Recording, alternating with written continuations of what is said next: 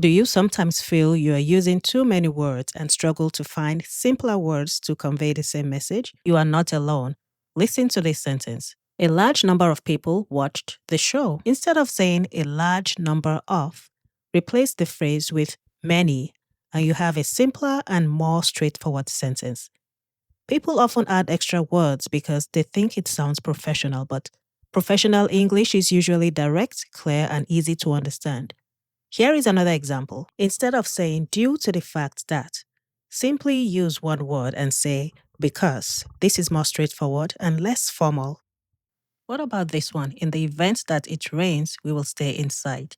The phrase in the event can be replaced with if. So you can say if it rains, we will stay inside. Same message, more straightforward. You need to make an improvement in your writing, or you need to improve your writing. The second one sounds small, straightforward, and simpler to understand. Make an improvement is the same as saying improve.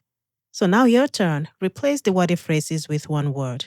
Instead of saying for the purpose of, what single word can you use to replace that? What about in order to or has the ability to?